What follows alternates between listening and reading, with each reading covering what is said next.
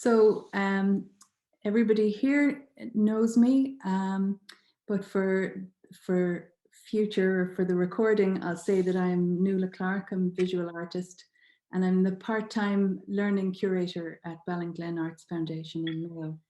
So this summer we're doing a short series of 5 workshops and talks, and so this is the first talk. The first workshop happened on Saturday, and the title of the short series is On Plein Air 2.0. So we're taking the grand tradition of plein air painting, which is outdoor landscape painting, and altering it slightly for the 21st century.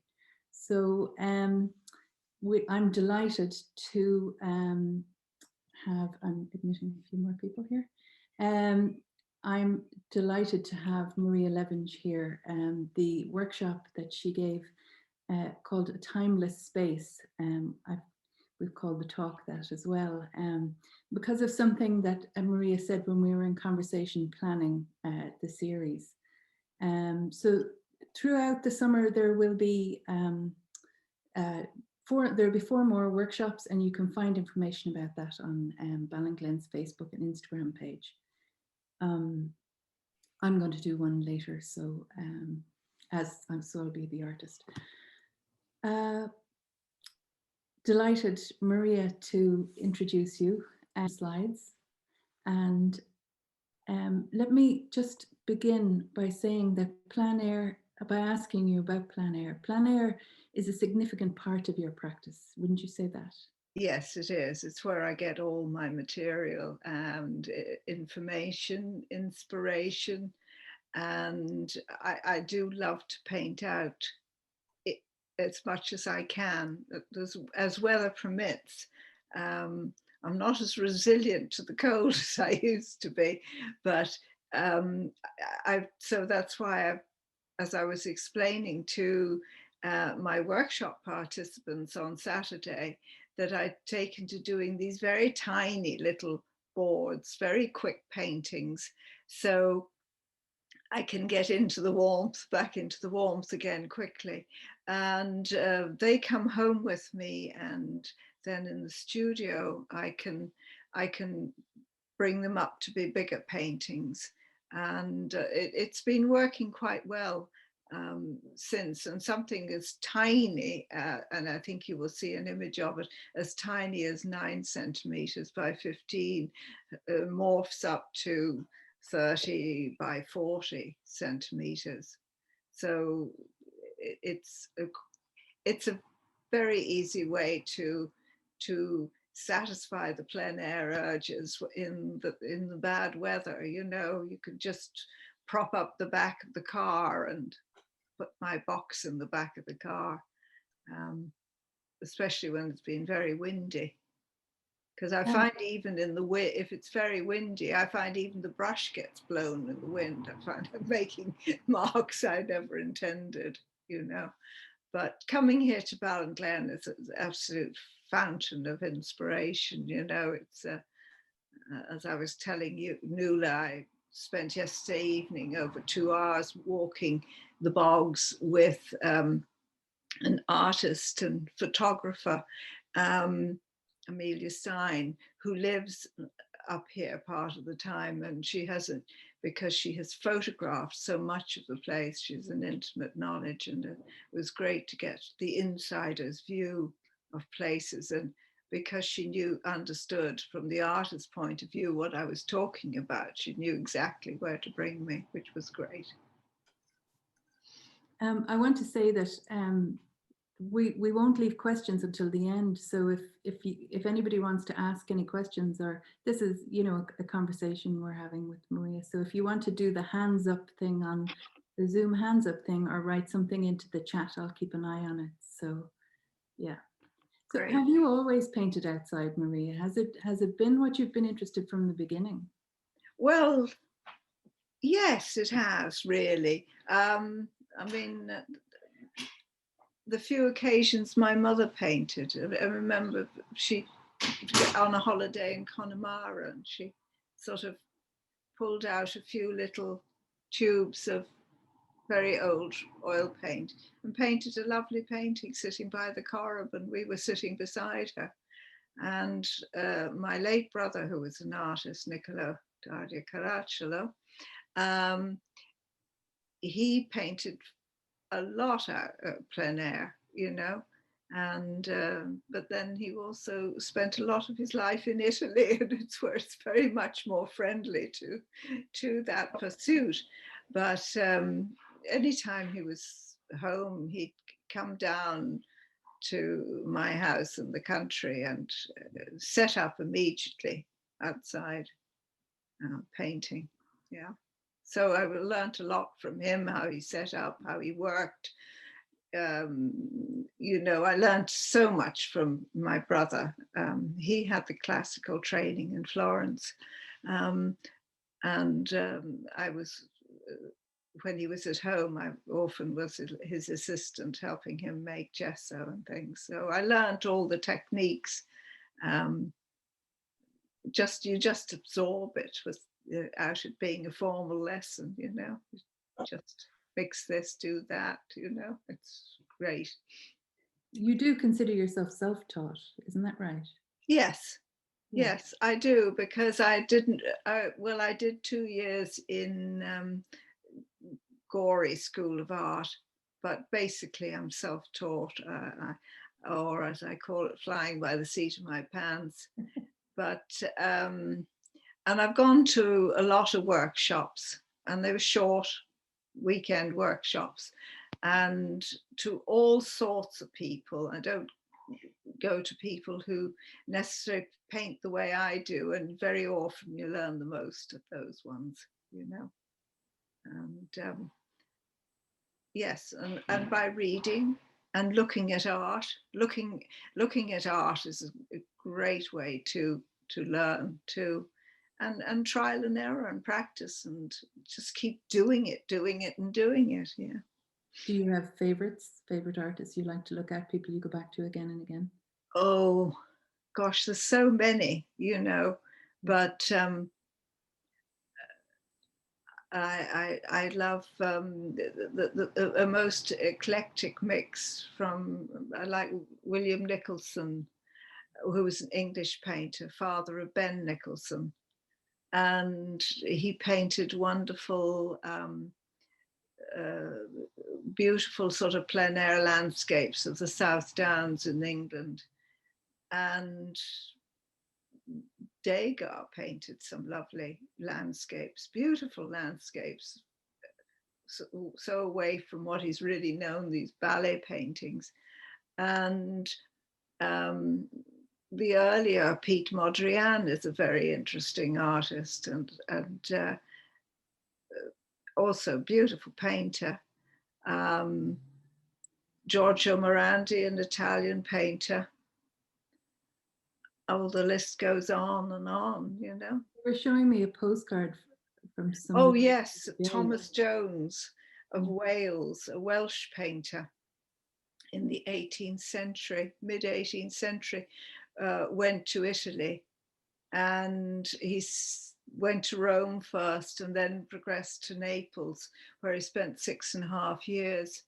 And he painted the most exquisite paintings there, just sort of for himself. The view I showed you through the window of where his lodgings, which was painted on wrapping paper. It's only about, it wouldn't even be quite 6 by 8 in size. That's inches, so I can't immediately translate that into centimeters. But it's in the museum in Cardiff, in the fantastic collection they have there. And this tiny painting will absolutely stun you. Yeah, it's really wonderful. So look him up, Thomas Jones of Wales. There were some great Welsh painters, and need to be known more about, you know. Will we look at some of your work now? Okay, far ahead. We've got a few earlier ones to start with, I think. Can everybody see that? Mm-hmm. Great. Yes, so I took this picture on Saturday of your box, there where you are set up at Ballinglen. So I just wanted you to describe it for us. Did you build it yourself? No, I didn't. No, I have no skill for building. This is what's called a pochard box, and it's made by Alla Prima, which is an American. It's based in Montana. He's a large, sort of rugged Montana man with a plaid shirt who does this beautiful woodwork and makes these exquisite boxes. And everything is on magnets because my hands aren't very good and strong, and I can't cope with things that need twisting and turning very well. And it has a compartment, as you could see, for putting your tubes in of paint. It has an extension palette, brush holder, and it has its palette, and it has space for 2 wet boards or canvases dropped down into the compartment there. And it's very light, and it fits on the lightest camera tripod. And it's wonderful. It's traveled everywhere with me, and I couldn't work without it, you know. And in not such warm or good weather, I can paint sitting in the passenger seat of my car, pushed back with the box on a sort of cushion on my lap, and paint away like there, you know, with the window open. And sort of it's called a semi-plein air, but it's marvelous. And it'll even go on a cushion on top of a wall if you don't want to use or on rocks if you go down among rocks and things. But that's my setup. It's very light, it's very portable, and it's really wonderful.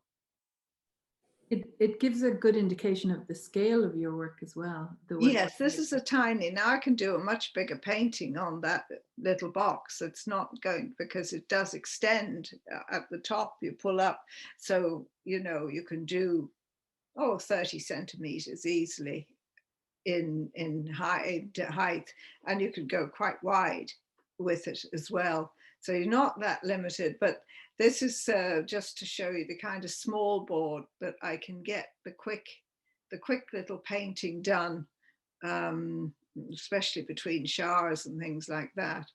And do you have a special word for them? Do you call them notans? Is that what I've heard? No, notan is just a simplified drawing. Okay. Where you pinpoint the darkest dark and the mid-tone when you're out doing a sketch. And it's another form of sketching.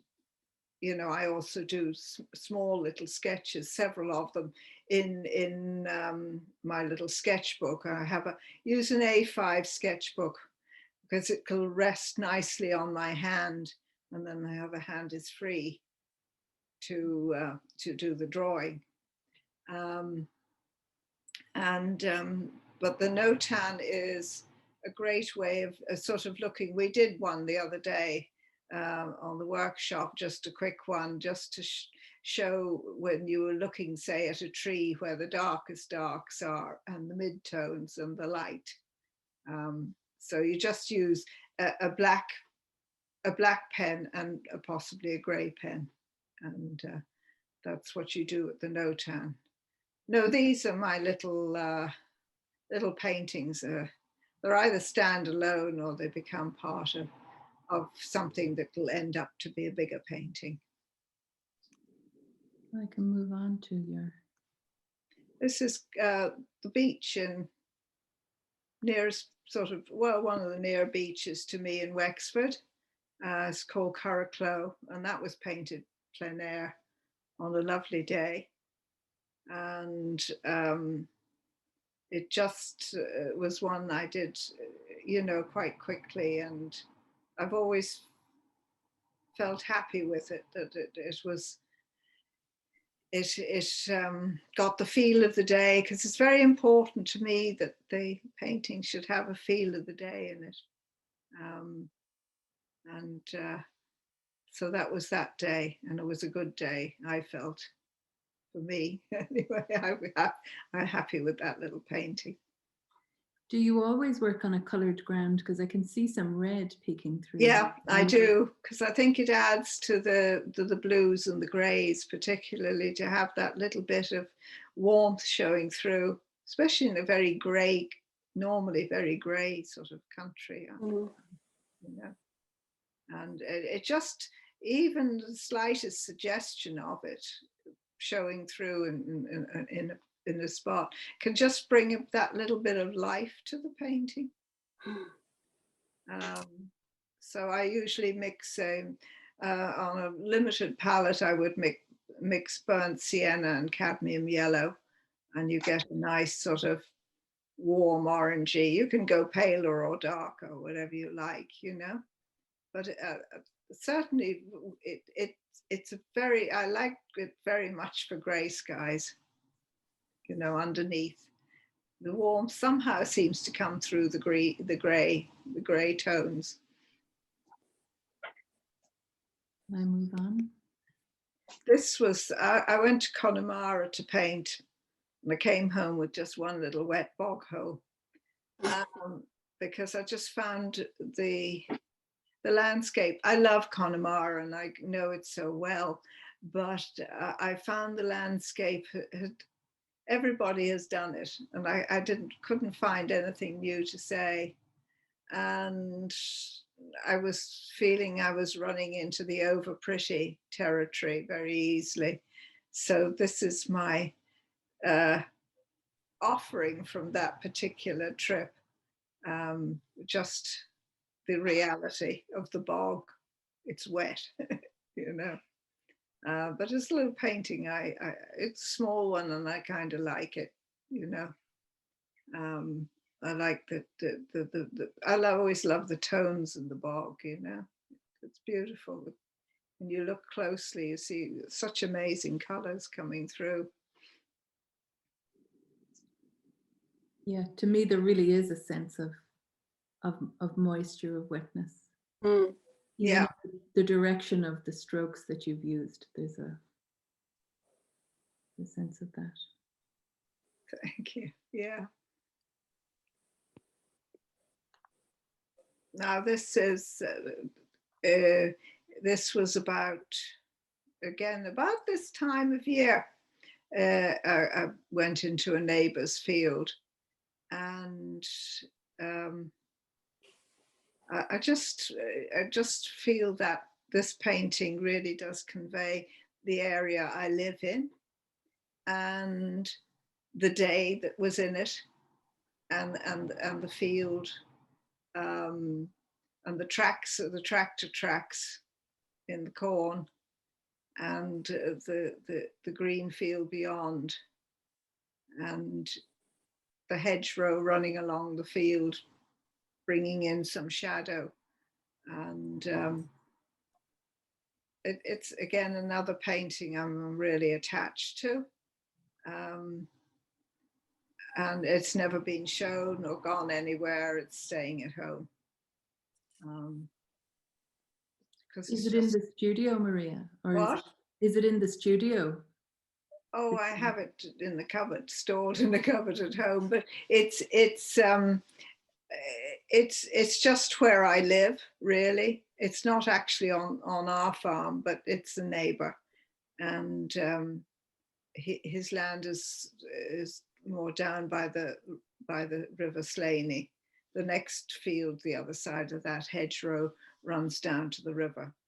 But it was just, I felt it got the real feel of the place that day, and I've never wanted to show it because I want to keep it. Yeah. I'm just always very Gillian McCormack knows the landscape around me, so she probably. I thought I recognized the view, but wasn't 100% sure.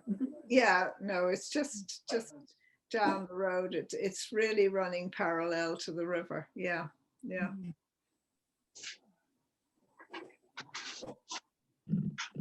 Oh, it's It beautiful. was from a residency up in Na Cailleacha in County Monaghan. It's the county of the lakes, really, and along with Leitrim. There's another great place for lakes. And this was just down by, there's the most wonderful,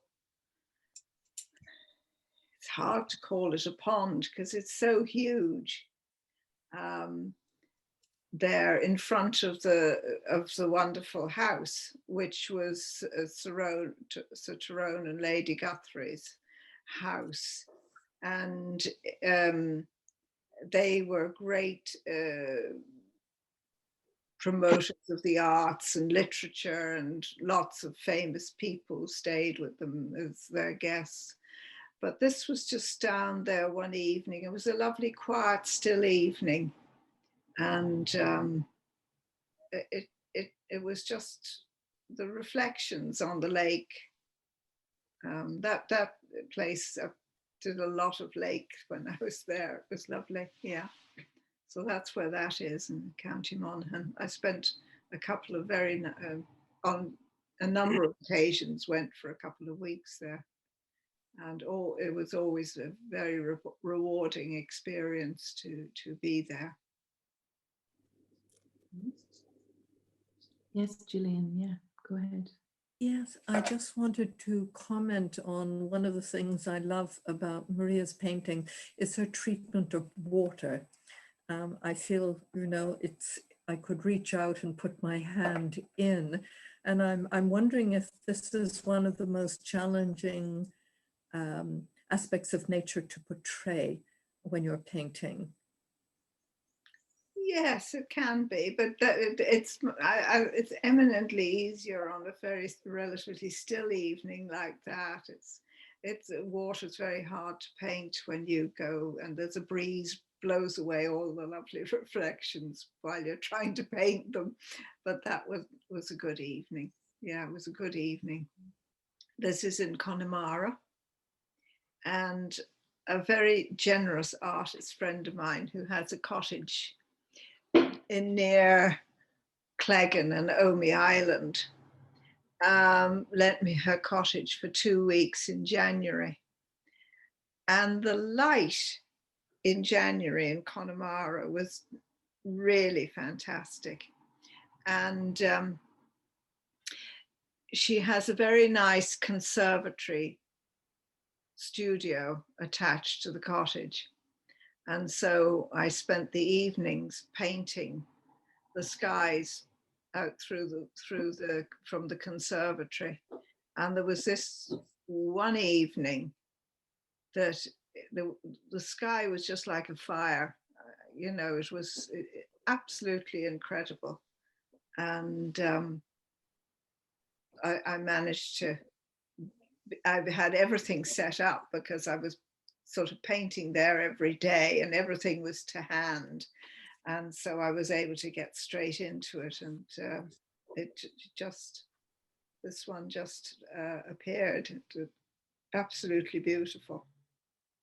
And I'm sort of planning another return to Connemara in January, and try and get a place where one can paint out through a conservatory or through the car. But it was definitely a very fruitful time. And my friend who owns the cottage, because of COVID, she did her lockdown in Connemara and discovered how wonderful the winter was. Such a rich inspiration to her, and I think she's sort of pretty well going to spend most of her time there now than in Dublin. So, but that was marvelous. Except I got a most awful cold and a terrible chest infection, which put a bit of a kibosh on the second week of my stay there. But that was really great, and it's sort of Connemara, not like people normally see the paintings of Connemara, and that's, I think, what I like about it. Do you have to change your palette in the winter as opposed to the summer, or is it the same palette that you're using? It's pretty much the same palette all year round. Yeah, well, Ireland, you have pretty much the same kind of thing. You know, the brighter greens will emerge in the summer, and brighter blues, but on the whole, pretty much the same thing. Because I never use, there's certain colors I rarely use, and yeah, I'm pretty much sticking with my restrained palette. It's much easier too. You don't have to lug so much weight of tubes around with you. You know, got its advantages.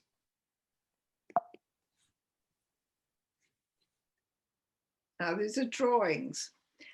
Drawing has become more and more important to me, and it's pretty much my winter pastime. And I find these are all pencil drawings with graphite pencil, and I find them very meditative, and because they take a lot. Unlike my painting, which is fast, the drawings are very slow. And this is from my stay in cottage number 2, which I happen to be in right again now, and it's out through the upstairs bathroom window. And there's the roof of number 3 and the sort of gable and chimney pot of number 4 there. And so the cottages have found quite a bit of inspiration from them, and I call them my curtain twitching drawings. But and my drawings are always bigger than my paintings too. So this was a relatively small drawing, and I'm very proud to say it's part of the Ballinglen collection now. It's one of 2. Is the second It's one? one of 2, I think. Well, no, that's not the second one in the collection, but that's another one out through the window of the cottage at night. Because there's no television in the cottages, you see, you twitch the curtains and draw out through the window. And so this was one from last September, and it was the very, very last night of my stay here in Ballinglen. And lo and behold, we had a full moon, and I was happy. So that's from cottage number 4. I can remember where they come from. Yeah. Again, it's another one. This is the other one in the Ballinglen collection. It's another bit of curtain twitching at night, and it's looking across from the living room window, and it's just the gable end of the cottage opposite and the gable of the house the other side of the hedge. And it wasn't a moon there, but there were the house had its lights on, and it was making a nice pool out, and I like that. It's sort of spooky, but yet at the same time the light conveys a feeling of something is there and it's safe, you know. So I like the detail of the small amount of light coming from the side window, and yes, the large amount of light coming from the unseen window. It's very compelling. Oh, thank you. Yeah, I really like doing the drawing. You know, drawing is my kind of really the very calming experience for me drawing, as I said.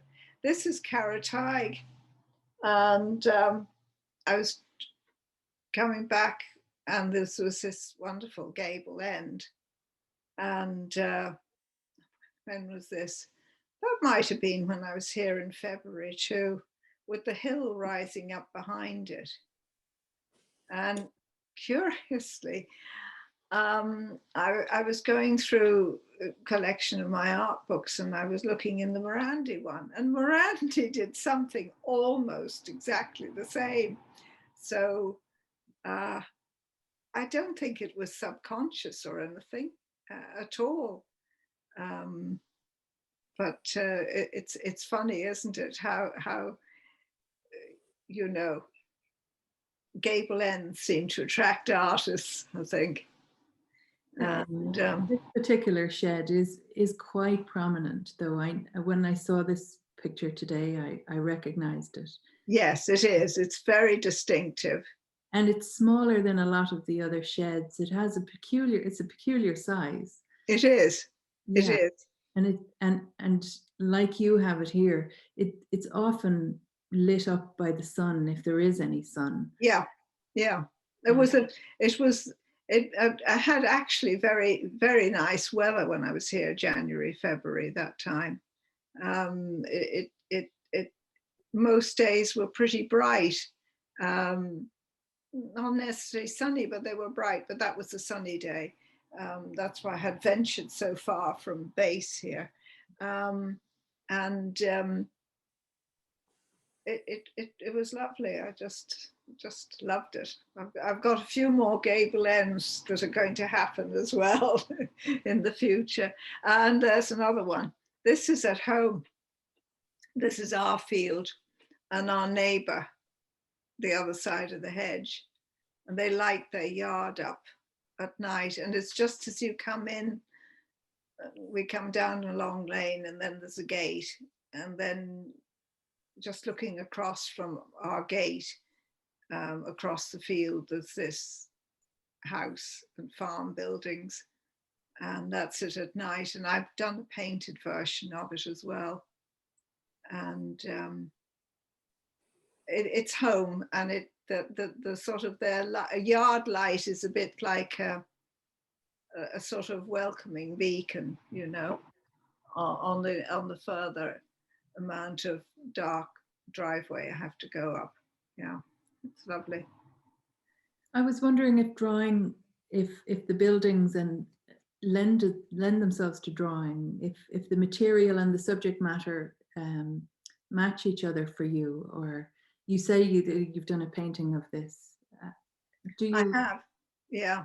But are you more inclined to draw buildings than paint them? Or? Well, the curious thing was I did the painting first. Okay. But the painting is quite small, and the drawing is much larger.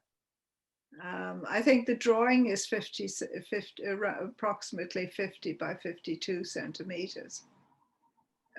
So it's bigger, and the painting was 20 by 20 centimeters. So but I've often done that. I've often done a small painting and then a big drawing from the small painting. I do work in a very peculiar manner, I think, but it's just happened. And I think I did also one time did a big drawing and did a small painting, and they both worked out. But then the places I'm familiar with, and that makes it a bit easier, I think.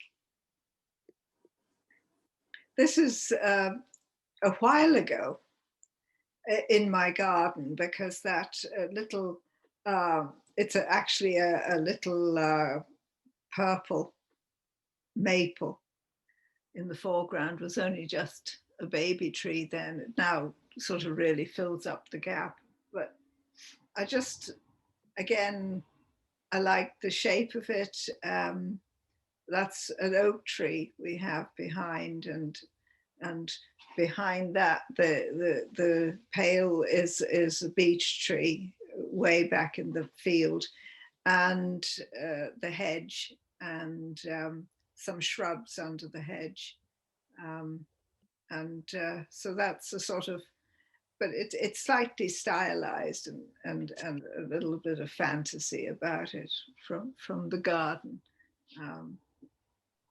The garden in itself doesn't look quite so orderly. But, there's orderly aspirations, I would call them, but they only get achieved in a drawing where you can make it look the way you want, you know. That's the beauty of it, isn't it? Yeah, this was a garden. I went to stay. I went over for a friend's, have their birthday party in Saint-Malo in France, and we were invited over. It was absolutely wonderful. After the party, I took off for a tour around Brittany, and this is the Normandy-Brittany border. And I sort of looked through things and was looking through for gardens, really. And this incredible Relais chateau, 17th century chateau, which was absolutely beautiful. And it had this exquisite topiary garden. And I had brought a sketchbook with me. So I did the preparatory drawings there when I was there. I stayed there for 2 days. It was my big extravagance to stay in such a place for 2 days. And so I spent the whole day in the garden drawing, and I did a number of small paintings, and I did ended up doing the drawings. The drawings came a long while after. They just sort of sat in my head and cogitated. I had taken photographs because to get the accuracy of that topiary. They have a team who come in for 2 weeks just to clip all the topiary. Running behind those topiary pillars with the globes on top is a wisteria walk, which must be beautiful in the season. Yeah. And then there's just a sort of woodland area beyond. And I like the sort of the extreme formality with the lovely sort of natural trees behind. I think it's a wonderful place. It's called Chateau de la Balou. And the chateau itself, I said, is 17th century, but unlike a lot of French chateaus, this chateau was perfect for modern living because the family who were running it as the Relais Chateau had 2 small children, and the children would go on their trikes from one room to the other because it was only 1 room deep with doors interconnecting. And these enormous windows that went from floor to ceiling. I mean, it's absolutely stunning. Upstairs where the bedrooms were, there was a corridor to access the bedrooms. But all the downstairs was only, you had both sides open. It was fantastic. Full of light, bright, airy, very livable in.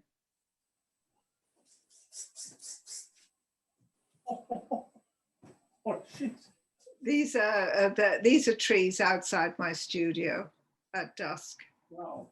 And this is the largest drawing that became the small painting. I think that drawing is sort of 50 something centimeters by 65 maybe. But I love trees. I feel very connected to trees, and I've lived surrounded by them now. Because you've planted trees, isn't that right? We did, yes. Yes, we planted quite a bit of new forestry, and And this is one of them. The winter time now, I'm in the studio, and I paint in egg tempera, which is egg yolk with a little bit of stand oil, 50-50 stand oil and damar varnish. And you use the powder pigment, and you put out your little bit of pigment and you make a little tiny pool in it. And then you put a spoonful of your egg in and you work it into a paint. And you might put a little spray of water as well with it. And this is what you paint with. It dries extremely fast. So I tend to work it in thin washes and build it up. And you have to let it dry, of course, between each one.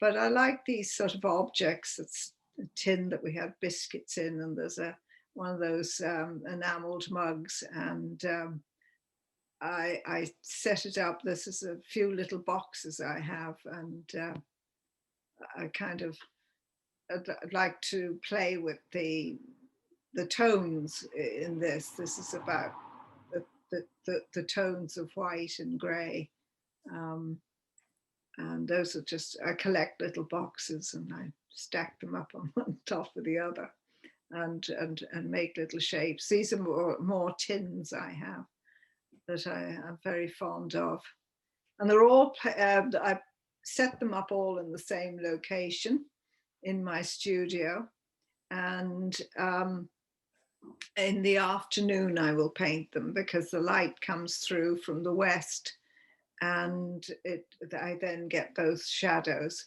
So they're very controlled in a way, which is not normally like me to be quite so controlled, but I do like doing them. Yeah, that's another one.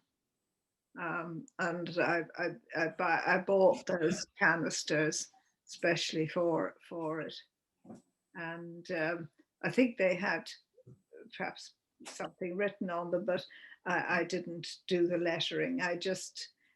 I mean, they could relate back to those topiaries we were looking at in the drawing of the formal garden. That's what I see when I see them. I see something that could be topiaries, or yeah, it could be trees or anything. Yeah.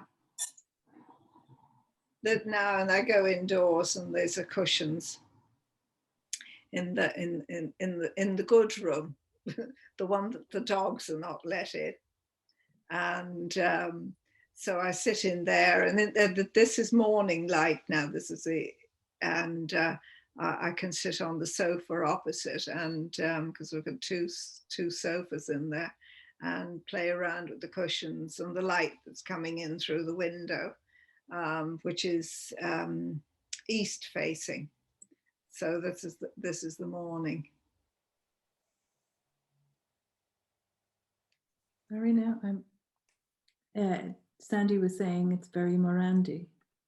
Well, I am influenced by Morandi, yes. And I mean, this is getting back to the arrangement of the cans as well. And this is again, this would be nearly more Morandi tones. Here I've gone with the orange cushions. I do buy cushions as props, and they survive in the good room, but they don't survive in the family room because our new dog has ate 4 of them recently. Oh God. So that the family room is becoming cushionless as but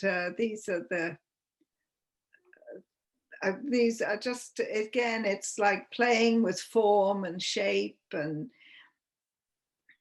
everything can also be a landscape, can't it? You know. Love that. Sorry, excuse so me. that's the winter occupation, still life. And here are a couple some from Florence who are all plein air, because the weather was so nice. This was up in a villa above the city of Florence, and it's a very quickly done little oil on paper, and sort of through half squinted eyes, and I had my feet up on the wall, and the low wall of the garden there, and the pad of paper on my lap, and just some paints, and I just painted the feel of Florence without any detail.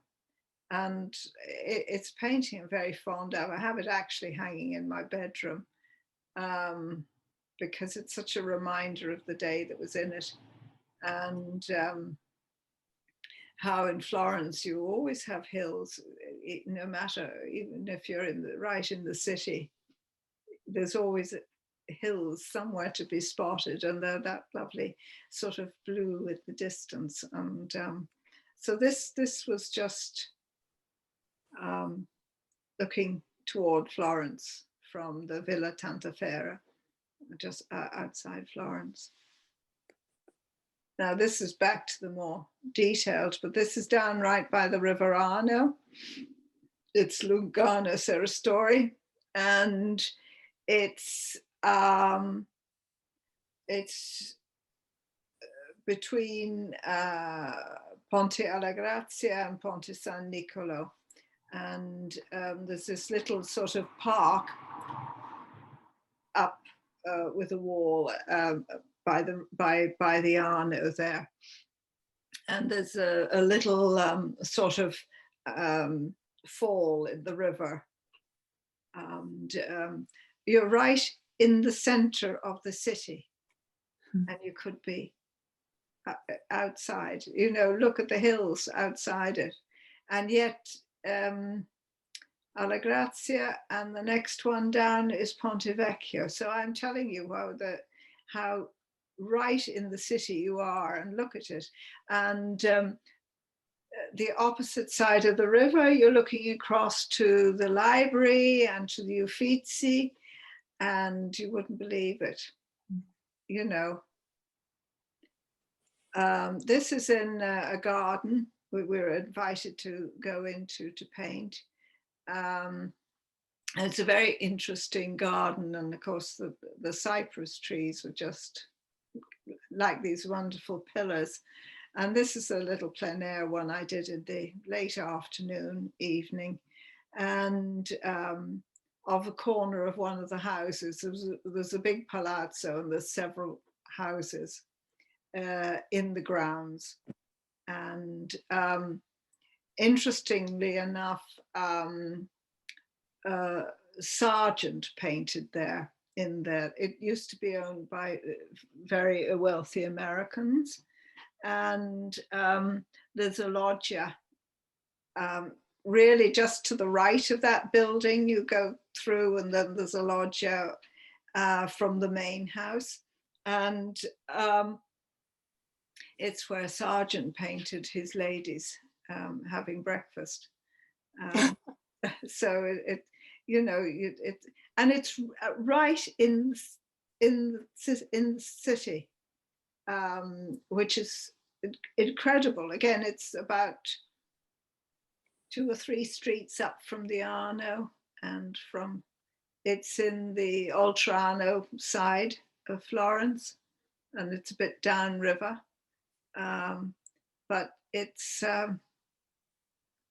quite incredible. You know, you have this in the city, and that's why I think Florence is my favorite city, because you have places like this, and the little local piazza. It makes me feel like I'm in a country village.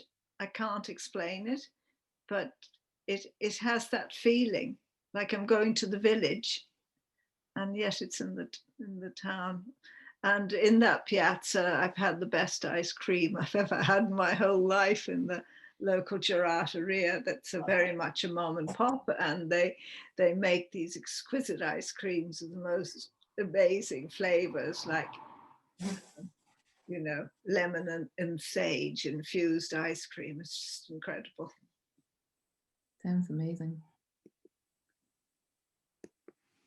Now, these are moments from memory because they are paintings. This is back in Na Cailleacha, actually. One night after dinner, I sort of looked out towards the lake, as you do when you're there in Na Cailleacha, because the lake is the focal point. And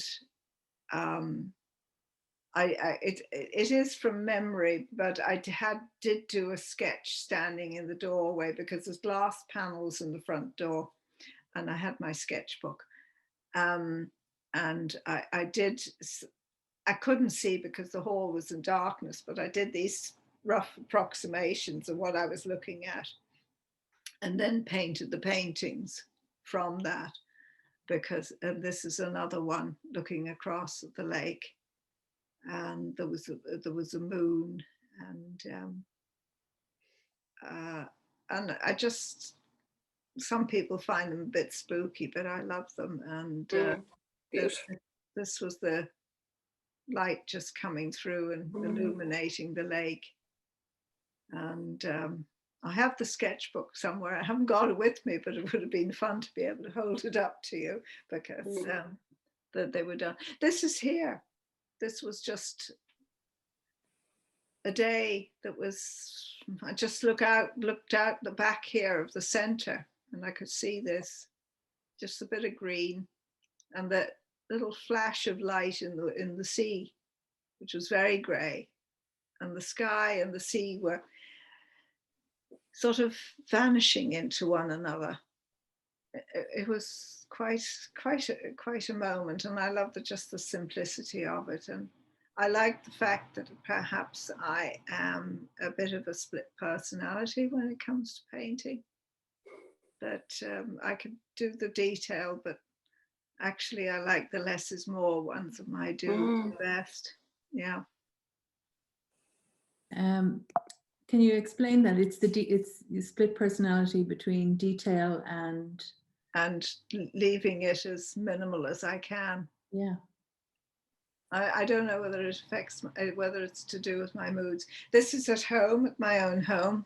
I was walking down to the yard early in the morning, foggy morning, and the sun was white. It was trying to come through, and I was walking down to the yard to feed ponies, would you believe? And so the moment I'd done my duty to my animals, I rushed back to the studio and painted this absolutely from memory. Kate is asking which medium you use when you paint outside. Oil. Yeah, you can't paint anything like tempera outside. No, it's always oil outside. Yeah. Sometimes a bit of gouache, maybe. This is my latest plaything. Before I came here last September, I sort of been at home a lot, and I was feeling very environmental. And we have all these woods which we've planted, and I had over time been collecting oak galls off the oak trees when I could reach them, and I could be out for a walk with the dogs or something, and I'd collect the galls and put them in my pocket and bring them into the studio and put them into a bag, and then sort of gradually the numbers accumulated. And I started thinking I would really like to try to make some oak gall ink.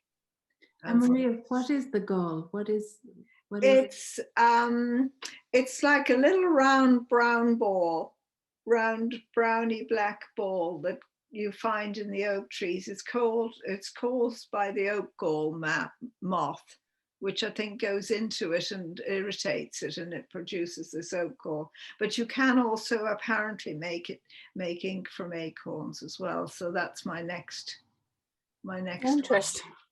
together.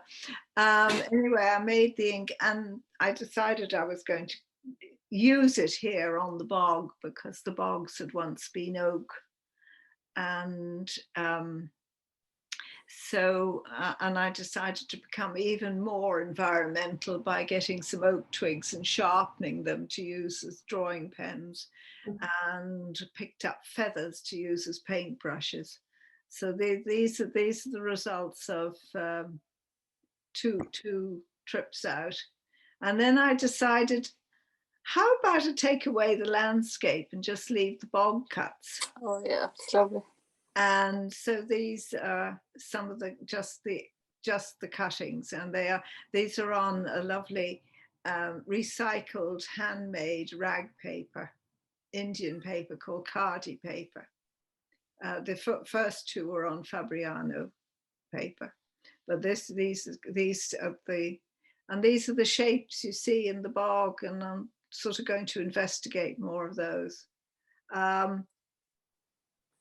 So we did a little jump there, but anyway, these are showing in the museum at the moment. Part of your Na Cailleacha. Any of you who can come to Ballycastle, you must go to the museum, because it's the most wonderful thing. And I mean, Ireland is truly enriched by having this museum. Now, this is we in the group, the collective Na Cailleacha, which I'm in as one of the 8, supposed to be older and wiser. This is the bog up near Portacloy, and I went walking in the bog, and these great mounds of old cuttings. And so I started with a drawing and brought the sketch back in my sketchbook and did an oak gall ink drawing of it. And then we had a print project that we'd do a collaborative print. And with lockdown, I couldn't go to the print studio. I hadn't done printing before. And I'd sent the original oak gall drawing to the printer to ask her advice as to how I could do this via the en poste. So she came back and she said she felt it would work as a laser etching. And so she sent me some acetate and bitumen, and I painted from the drawing. I did the drawing in bitumen and painted it. And so that went back to the printer again, who's in Limerick. And it came out quite well, but it was a bit too dark for my taste. And so eventually I did manage to get to her home, which was a little bit closer in Tipperary Limerick border, and worked with her in her studio there and did a bit of dry point into it.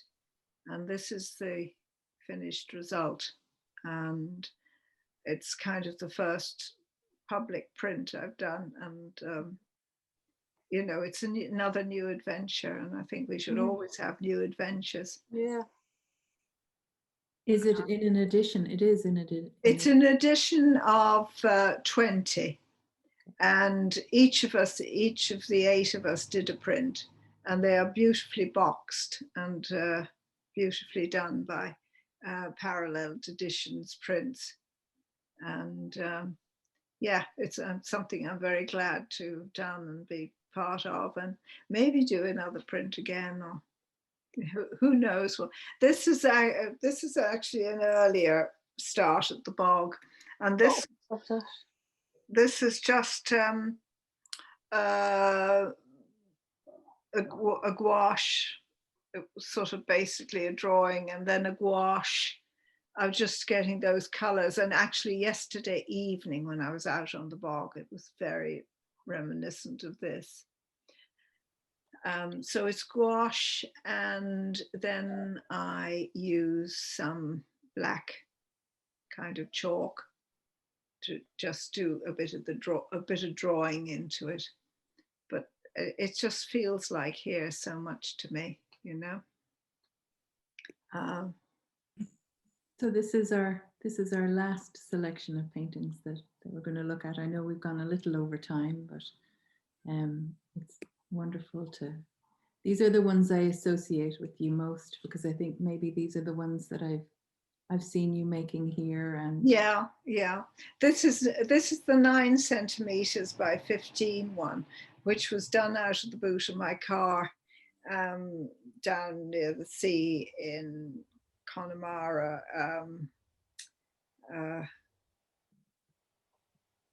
near Cleggan, and it was just I just had to catch the moment.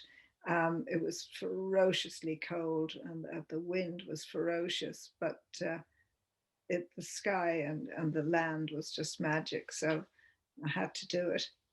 So it was transported home. This is from here. This is out the back of the centre here. There's a little glass porch on the back of the centre, and this was done in February of 2020. And am I right in you've titled all of these "still" and then a word afterwards? Because they are still. They are still times, you know, for me anyway. And that was particularly still. That was sort of again later in the afternoon. It would be nearly time for packing up because the light was sort of going, and it was just looking at that back porch, and that's the other side of the view, and same direction, but there's a copse of trees, and I did the left-hand side of the copse and the right-hand side of the copse of the trees.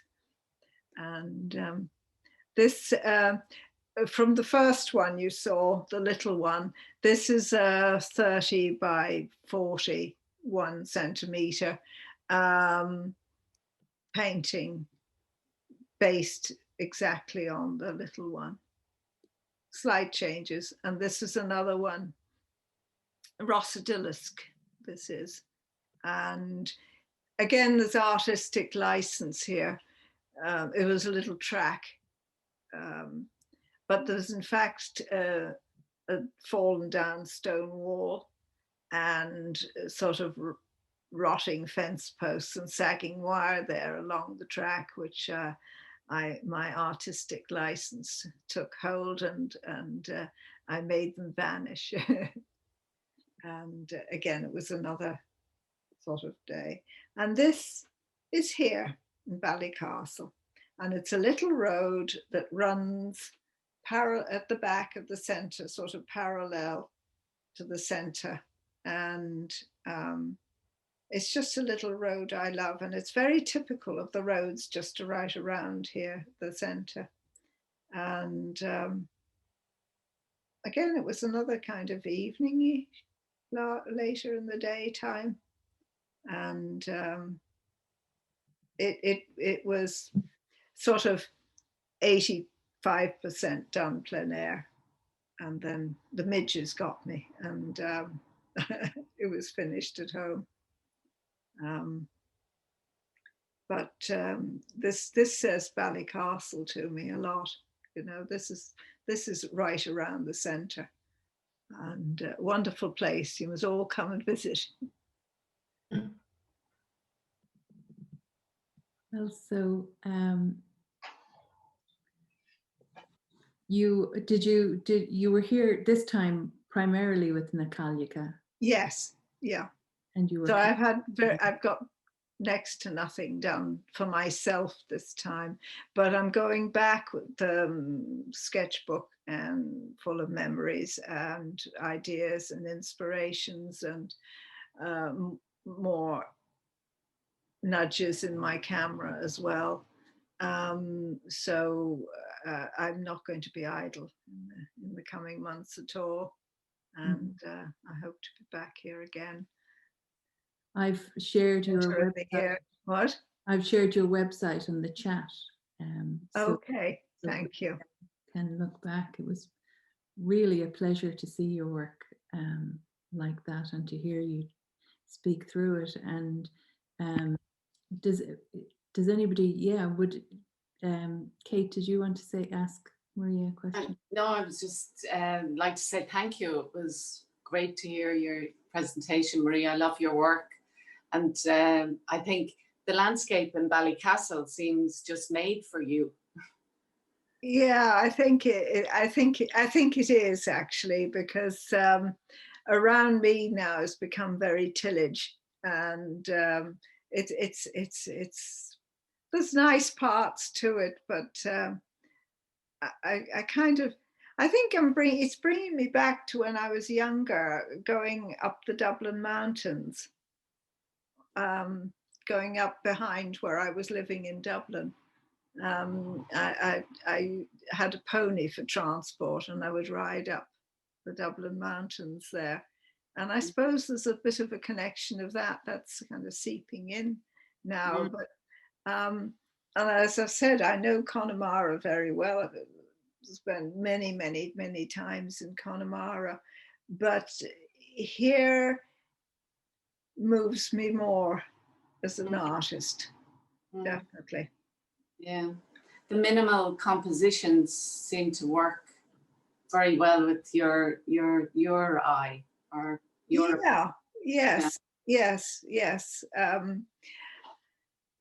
And we're at the sea's edge, and it's higher here. You're looking down on the sea more than really in Connemara. You're more at the sea level, sort of, when you drive out around Ballyconneely and everything, and it's sort of too gorgeous. It you know, because you around Ballyconneely you have the coral strand, and you have turquoise in the sea, and it's just too nice.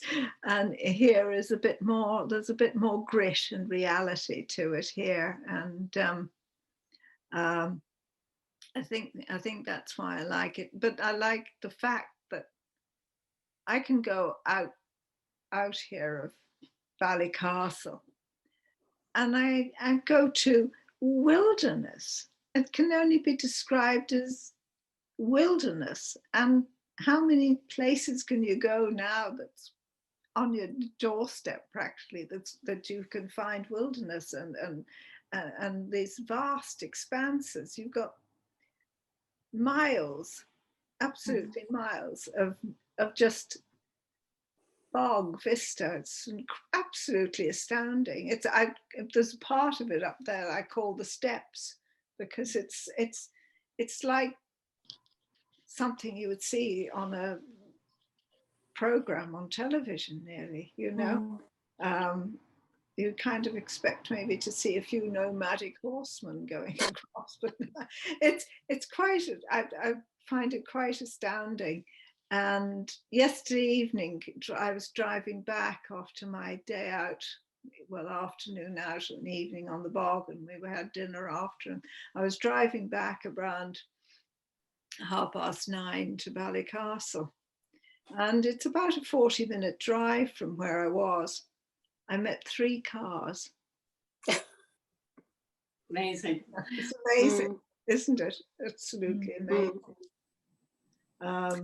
Your collaboration with Na Cailleacha, the prints that you made, did you collaborate on the images you were going to use, or? No, we all made our own very individual images. Okay. And one of our artists the oldest member of our group, Barbara Freeman, who is a member of the Royal Ulster Academy, she had moved from painting into doing digital work, taking up digital at 80. You know, it's incredible. And so her print is from, she made a video piece, and it's about aging skin and the patterns in the rocks and the landscape and people's skin all merging. And it's very beautiful and worth looking at. And so her print is actually a still from that film. And I mean, I'm in awe of her because it's such a laborious process that she did. I mean, it's layering and layering and layering and layering. I've never had the patience for it at all. And the complications of the equipment she's using, it's really difficult. And then we have a musician in our group in Na Cailleacha. So her print is bits of her music that she composes. And then we have our curator, who is a writer, and she did a written piece for her print. And then the rest of us did from drawings or paintings our print, you know, inspired by. So it's an eclectic mix, but I think it shows how we are all very individual, and which is good. And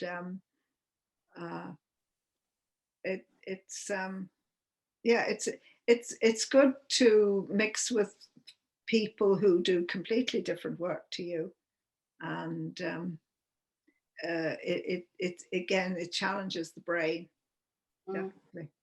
And I think that's important. I think Gillian had a question for you there. A question and a comment. First of all, for someone who has known Maria for so many years, this presentation was quite a treat. I don't think in all that time I've ever heard you talk from the heart about your painting and your emotions and what strikes you and influences you. And the second thing is that I find it very interesting that you can be inspired by these great open spaces and the wildness of certain areas of Ireland. But on the other hand, you absolutely love the intimate feeling of a courtyard in Florence. And you can be inspired by that as well. Yeah, indeed. And Gillian, I have to say, we've known each other since we were both 14. That wasn't yesterday. Wow. That's cool. Sandy, did you want to say something?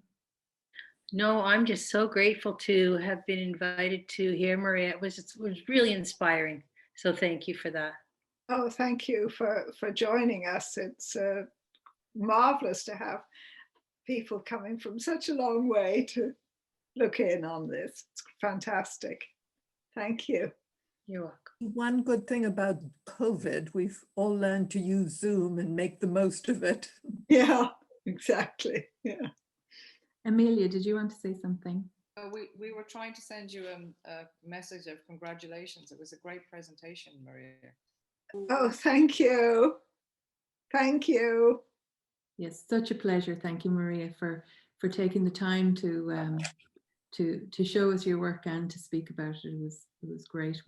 And of course, as a representative of Ballinglen, we're really pleased to have been given Creative Ireland funding that allowed this opportunity to happen. So for the other workshops, Joe Wilson, I see you down there at the bottom of my screen.